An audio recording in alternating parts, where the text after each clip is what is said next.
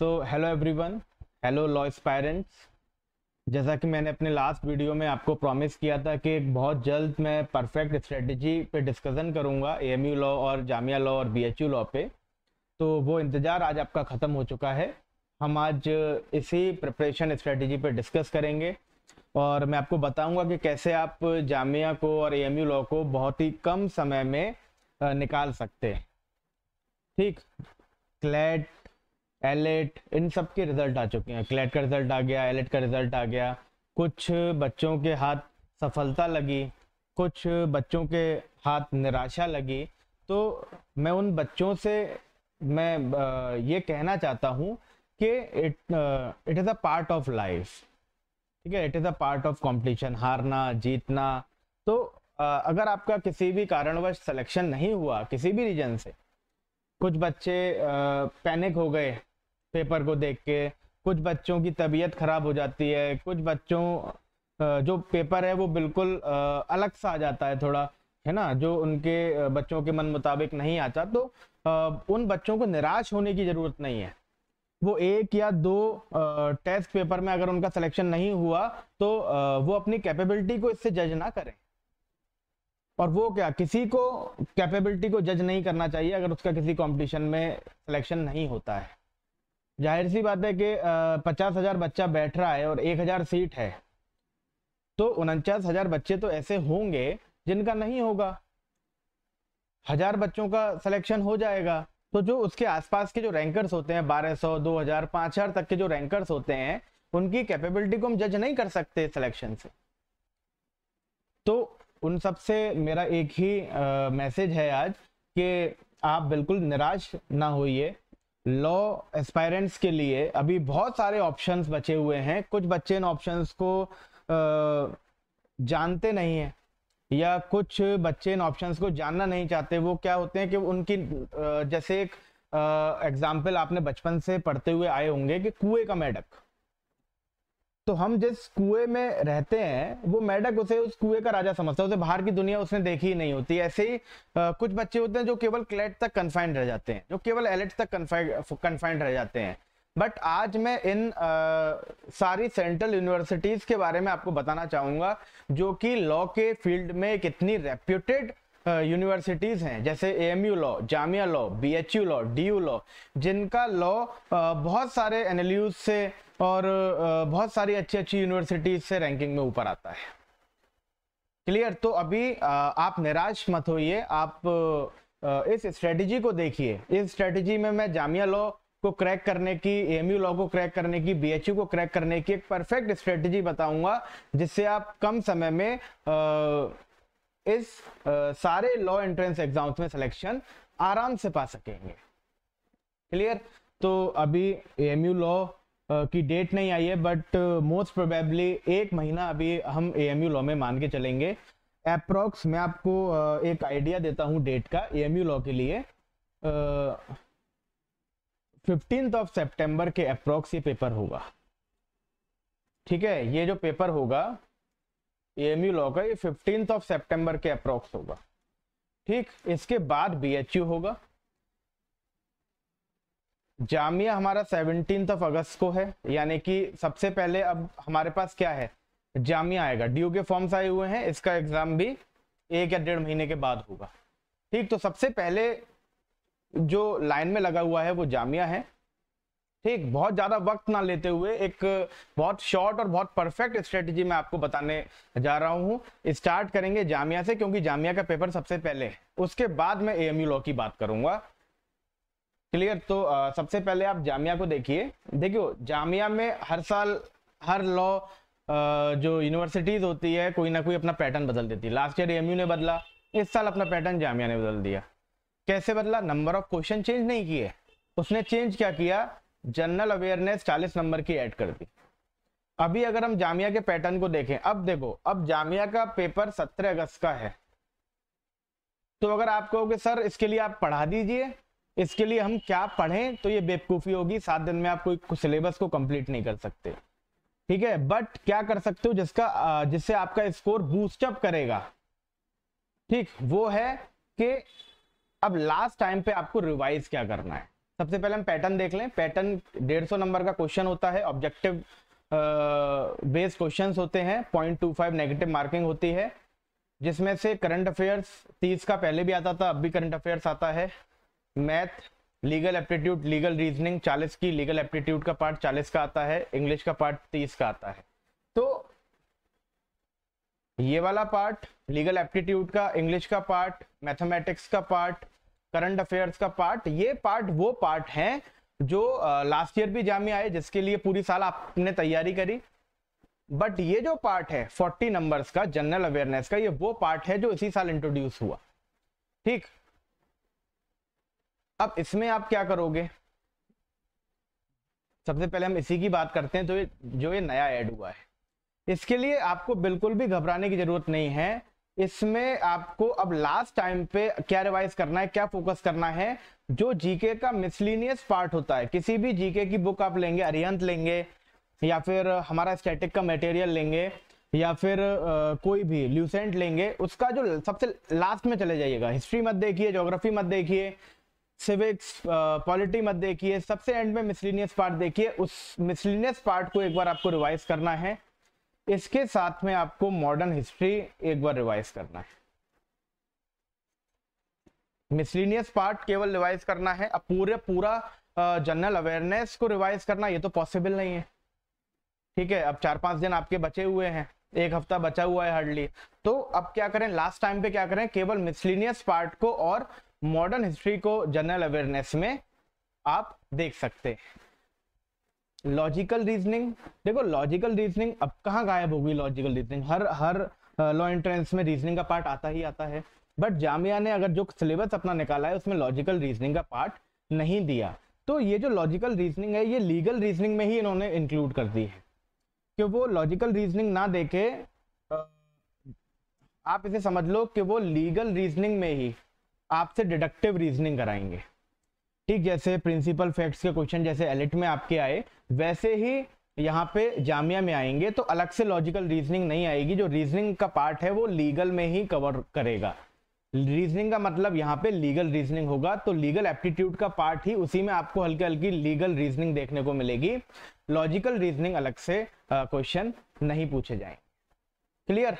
तो अब last time पे क्या करें? लास्ट टाइम पे सर जनरल अवेयरनेस में केवल आप मिसलिनियस पार्ट कर लीजिए और थोड़ा पार्ट मॉडर्न हिस्ट्री का, केवल इन दोनों को अच्छी तरह से रिवाइज कर लीजिए। बाकी करंट आपने पहले से किया होगा जामिया के लिए, और मैथ आपने किया होगा, क्लेट दे के आए हैं, एलिट दे के आए हैं, और रीजनिंग इसमें करनी नहीं है। लीगल एप्टीट्यूड आप क्लेट में, एलिट में करते हुए आए हैं। बस नया पार्ट क्या करना है? नया पार्ट स्टैटिक जीके का करना है और स्टैटिक जीके में भी मिसलिनियस पार्ट का और मॉडर्न हिस्ट्री का। देखो कितना कट शॉर्ट हो गया।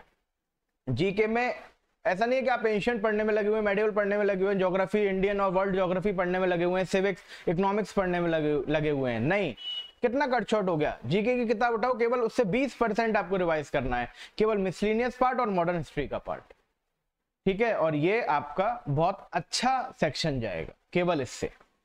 क्लियर? तो जामिया के लिए मैं और कुछ नहीं बताऊंगा, क्योंकि यहाँ पे क्या है, पेपर 4 दिन बाद है। मैं अगर आपको ज्यादा कंफ्यूज कर दूं, ज्यादा मैं आपको बता दूंगा तो आप भी पैनिक कर जाएंगे। ठीक, तो बहुत सिंपल कह रहा हूं, जितनी तैयारी आपकी है उतनी रखिए, बिल्कुल काम रहिए। साथ में बस आपको रिवीजन क्या करना है, जनरल अवेयरनेस जो नया पार्ट था उसमें जीके में केवल मिसलिनियस पार्ट और मॉडर्न हिस्ट्री को रिवाइज कर लीजिए। आपका ये सेक्शन 100% बहुत अच्छा जाएगा। क्लियर? पेपर को अटेम्प्ट कैसे करना है वो मैं आगे बताऊंगा। सारे पेपर को एक ही तरह से अटेम्प्ट करना है, ठीक, वो मैं आगे बताऊंगा। इसके बाद एएमयू लॉ। एएमयू लॉ आप कह लीजिए कि इसमें हमारा एक्सपर्टीज भी है। सबसे ज्यादा सिलेक्शन एएमयू लॉ में हम ही देते हैं। हमारा इंस्टीट्यूशन बहुत अच्छे सिलेक्शन एएमयू लॉ में देता है हर साल, और लगातार ये सिलेक्शंस का जो रेट है वो ईयर बाय ईयर ग्रो करता हुआ जा रहा है। ठीक, तो एएमयू लॉ में क्या है, पहले सब्जेक्टिव आया करता था, 25% सब्जेक्टिव का वेटेज हुआ करता था, बट वो सब्जेक्टिव पोर्शन हटा दिया। आंसर राइटिंग पोर्शन आता था, वो हटा दिया। अब केवल 100 नंबर का ऑब्जेक्टिव क्वेश्चन पेपर होगा, 0.25 नेगेटिव मार्किंग होगी, जिसमें केवल 3 सेक्शन आपको देखने को मिलेंगे। 40 नंबर की इंग्लिश, जिसमें केवल और केवल बेसिक ग्रामर एंड वोकेबलरी।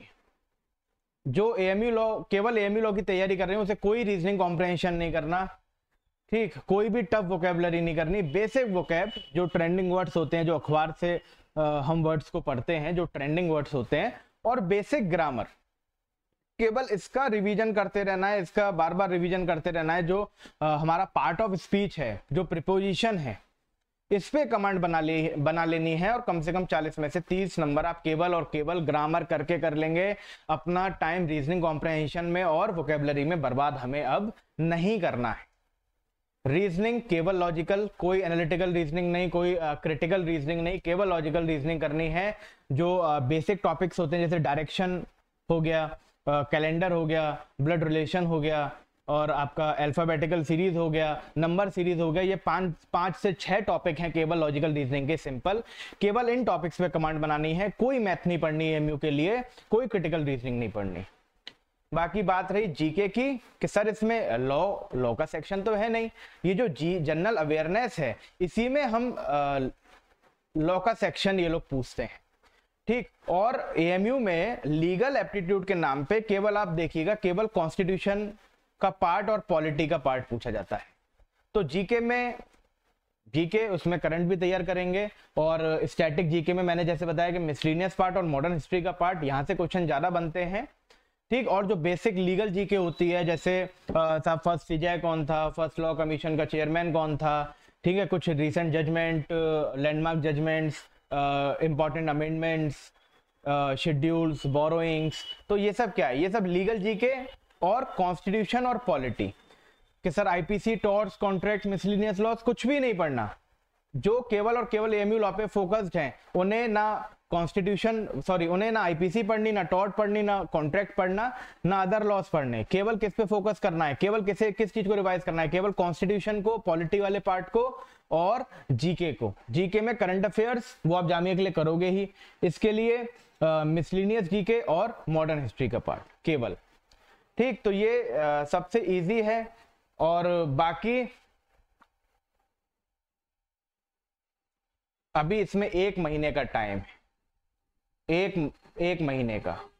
तो वहां तो जामिया में जिसने बिल्कुल ना पढ़ा हो उसका कुछ नहीं हो सकता, बट एएमयू लॉ में जो बिल्कुल जीरो होगा उसकी भी हम तैयारी करा देंगे 1 महीने में, अगर वो इस स्ट्रेटेजी को फॉलो कर लेगा, ठीक। इसके लिए हम एक वीडियो कोर्स भी चलाते हैं एएमयू लॉ के लिए स्पेशली।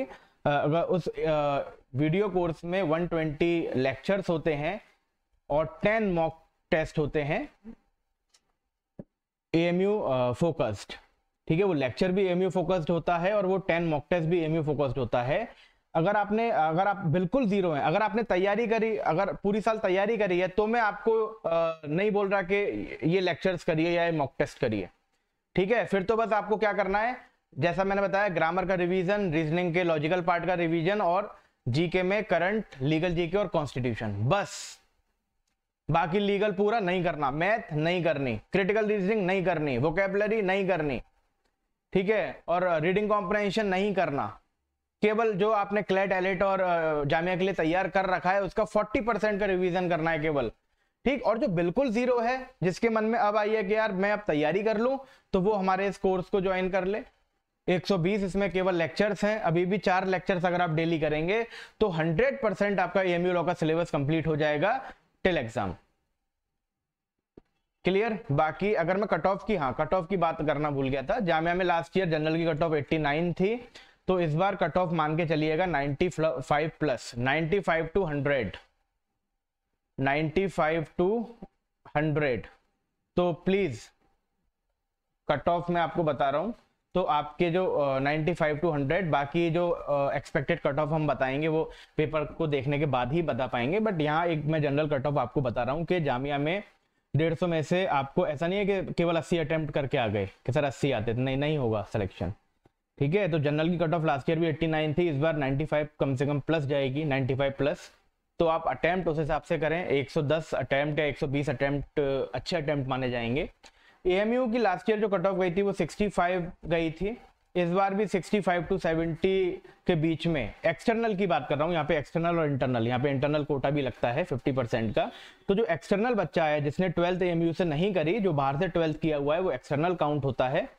वो बच्चा अगर इस एग्जाम को देता है तो उसे सेफ साइड रहने के लिए, मेन सेंटर में आने के लिए 65 टू 70 नंबरों के बीच में उसके नंबर आने चाहिए। अगर वो 65 प्लस कर रहा है तो उसे AMU में उसका सिलेक्शन हो जाएगा और मेन सेंटर में सिलेक्शन हो जाएगा, यानी कि अलीगढ़ सेंटर में। मैं आपको बता दूं, थोड़ी जानकारी इसके बारे में भी दे दूं सेंटर्स के बारे में, कि AMU के 3 सेंटर्स हैं, एक अलीगढ़ में जो मेन सेंटर माना जाता है, एक केरला में और एक वेस्ट बंगाल में। ठीक, मेरिट के हिसाब से इसमें एडमिशन होता है। मैं ये जो कट ऑफ की बात कर रहा हूँ, ये अलीगढ़ के मेन सेंटर की बात कर रहा हूँ। ठीक है, इससे अगर कम आपके नंबर हैं तो आपको केरला मिलेगा, आपकी चॉइस के हिसाब से आपको सेंटर मिलेंगे। बट ये जो कट ऑफ की मैंने बात करी है, ये मेन सेंटर के कट ऑफ की बात करी है, जो कि 65 टू 70 इस साल रहेगी। जो 65 प्लस करेगा वो 100% AMU में इन होगा, एक्सटर्नल अगर होगा तो। और अगर इंटरनल कोई बच्चा है जिसने 12th हमारा अलीगढ़ मुस्लिम यूनिवर्सिटी से की है, उसके लिए अच्छा स्कोर है 55 प्लस। अगर उसके 55 प्लस होंगे तो उसे अलीगढ़ मेन सेंटर 100% मिल जाएगा। ठीक, तो केवल इन 3 चीजों पे फोकस करना है, reasoning, English and general awareness. General awareness में आपको करंट स्टैटिक दोनों करने हैं। स्टैटिक में केवल miscellaneous part and legal GK का पार्ट। लॉ के नाम पे केवल यहाँ पे आपको कॉन्स्टिट्यूशन और पॉलिटी का पार्ट पढ़ना है। IPC टॉट कॉन्ट्रैक्ट आपको बिल्कुल भी नहीं पढ़ने। क्लियर। इसके बाद अगर BHU की बात करें तो BHU के तो अभी फॉर्म्स भी नहीं आए। तो जो लोग बिल्कुल निराश हैं कि सब मैं तो क्लेट और एलिट पे था केवल, कि मेरा यहाँ हो जाएगा, वहां नहीं हुआ, और मैं और कहीं का फॉर्म मैंने भरा नहीं था, तो अभी आपके पास ये BHU का ऑप्शन बचा हुआ है। इसके अभी फॉर्म्स नहीं आए हैं, फॉर्म्स आने वाले हैं। पेपर भी कम से कम 1 से 1.5 महीने में होगा, तो इसकी आप तैयारी कर सकते हैं। इसका आप अभी फॉर्म आना बाकी है। तो अगर आपने फॉर्म नहीं भरे हैं और अपनी साल को बचाना चाहते हैं तो आप BHU के ऑप्शन को अवेल कर सकते हैं। इसका पैटर्न होता है वो लगभग जामिया के पैटर्न पे ही होता है। जितने जैसे वहां पे क्वेश्चन पूछे जाते हैं वैसे ही BHU में क्वेश्चन पूछे जाते हैं। तो इसके पैटर्न पे मैं अलग से टाइम आपका नहीं लूंगा। बस हाँ, BHU में लीगल, जैसे जामिया में लीगल एप्टीट्यूड में कॉन्ट्रैक्ट भी पूछेंगे, IPC भी पूछेंगे, कॉन्स्टी भी पूछेंगे, टॉर्ट्स भी पूछेंगे। यहाँ पे ये लोग ज्यादा फोकस करते हैं कॉन्स्टिट्यूशनल लॉ पे। तो कॉन्स्टिट्यूशन आपका अगर अच्छा तैयार है तो आपको BHU में अच्छे मार्क्स जरूर मिलेंगे। बाकी GS में मैंने जामिया के लिए आपको बताया था कि आपको मिसलिनियस पार्ट तैयार करना है और उसके साथ साथ मॉडर्न हिस्ट्री। इसमें एक पोर्शन और बढ़ जाता है, वो है जनरल साइंस का, जो बेसिक साइंस होती है, जिसे आप 6 to 10th क्लास तक पढ़ते हैं, फिजिक्स, केमिस्ट्री और बायोलॉजी। उस साइंस को आप ल्यूसेंट से या आर्यन से एक बार BHU लॉ के लिए रिवाइज करके जा सकते हैं, क्योंकि यहाँ पे GK में कुछ क्वेश्चंस जनरल साइंस से पूछे जाते हैं। Clear. Now the main thing is how to attempt the exam. बहुत से बच्चे क्लैट में और एलिट में इसलिए पीछे रह गए क्योंकि उन्हें यही नहीं पता था कि एग्जाम को अटेम्प्ट कैसे करना है। तो देखो, एग्जाम को अटेम्प्ट करने की बहुत ही सिंपल स्ट्रेटेजी होती है, और उस स्ट्रेटेजी को आप स्ट्रिक्टली फॉलो करें। आपको जैसे आपको लीगल अच्छा लगता है तो आप लीगल लेके बैठ गए, रीजनिंग अच्छी लगती है वो लेके बैठ गए, इंग्लिश अच्छी लगती है वो लेके बैठ गए। नहीं, सबसे पहले चाहे AMU हो, चाहे जामिया हो, चाहे BHU हो, सबसे पहले नंबर पे आपको GK ही करनी है। ये गांठ बांध के जाना कि सबसे पहले GK करनी है। उसके बाद आपको अगर जामिया है तो दूसरे नंबर पे आपको लीगल एप्टीट्यूड का क्वेश्चन करना है। ठीक, क्योंकि AMU है तो GK में ही सब कवर हो जाएगा, और जामिया है तो GK के बाद आप लीगल एप्टीट्यूड का पोर्शन उठाएंगे। लीगल एप्टीट्यूड के बाद इंग्लिश, और सबसे लास्ट में रीजनिंग, और जामिया है तो मैथ। यही सीरीज रहेगी GK। ध्यान रखिएगा, चाहे किसी का कुछ कितना भी अच्छा हो, मेरा लीगल बहुत अच्छा है, GK तो मैं बिल्कुल पढ़ के ही नहीं आया, बट फिर भी पहले GK को उठाना है। ठीक है, पूरे खाली पहले सेक्शन को देख के आपको निराश नहीं होना है कि मैं तो GK पढ़ के नहीं आया, सर ने पहले कहा GK। नहीं, GK ही करो, कोई बात नहीं। अगर नहीं भी अच्छा होता है तब भी कोई बात नहीं। ये आपके टाइम को बहुत ज्यादा रिड्यूस कर देगा। ये टाइम मैनेजमेंट में आपकी बहुत ज्यादा हेल्प करेगा। आपका पेपर कभी छूट ही नहीं सकता। आधे घंटे पहले पेपर करके बैठ जाओगे, मैं श्योरिटी दे रहा हूं इस चीज की। ठीक, तो सबसे पहले जीके, फिर लीगल एप्टीट्यूड, उसके बाद इंग्लिश और उसके बाद रीजनिंग को आपको ऑप्ट करना है। ठीक, ये अटेम्प्ट करने की स्ट्रेटजी आपकी रहेगी आने वाले एएमयू और बीएचयू और जामिया के एग्जाम में। क्लियर? ठीक, इसके बाद ऑप्शंस मैंने आपको बता दिए। AMU law, BHU law, Jamia, DU law, ये सब ऑप्शंस आपके पास अभी बचे हुए हैं। जामिया के लिए मैंने बता दिया कि लास्ट टाइम पे क्या रिवाइज करना है, उस चीज को केवल रिवाइज करो और अटेम्प्ट दे के आओ।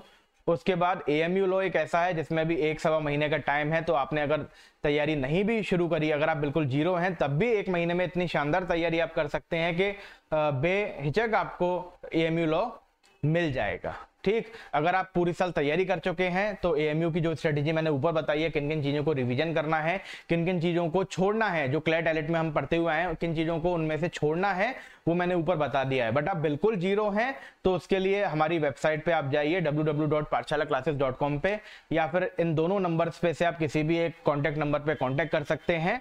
और एएमयू लॉ के लिए और बीएचयू लॉ के लिए हमारा एक वीडियो कोर्स है, उस वीडियो कोर्स को आप ज्वाइन कर सकते हैं। ये वीडियो कोर्स भी अगर आपने कर लिया तो मैं गारंटी देता हूं कि आपकी एएमयू की और बीएचयू की 100% तैयारी हो जाएगी और बहुत अच्छी तैयारी हो जाएगी। आपके चांसेस एएमयू लॉ निकालने के लगभग 100% हो जाएंगे।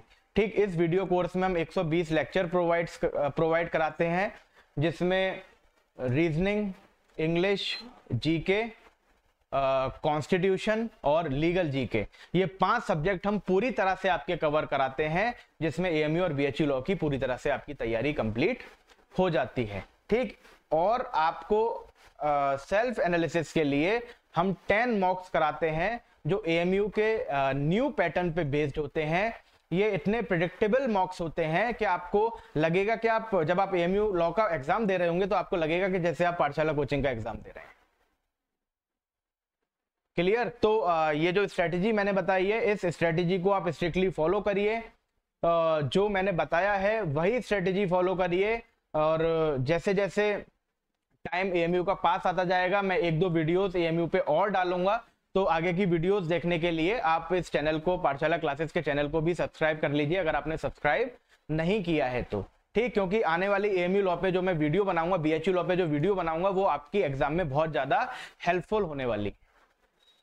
क्लियर? तो आज के लिए ये जो स्ट्रेटजी सेशन था ये इतना ही था। And all the best for your Jamia entrance exam and AMU law entrance exam. अच्छे से पेपर करिए, काम रहिए। जो क्लैट एलिट में नहीं हुआ तो नहीं हुआ, उसकी टेंशन आप बिल्कुल मत लीजिए। आपका वहां नहीं हुआ, यहाँ मैं आपको गारंटी दे रहा हूँ, आप इस स्ट्रेटेजी को फॉलो करिए, आपका जामिया में, एएमयू लॉ में या बीएचयू लॉ में या डीयू लॉ में 100% सिलेक्शन होगा। ठीक है? So all the best to all the students for Jamia entrance exam and AMU law entrance exams, and also for BHU and DU law entrance exams. Thank you so much.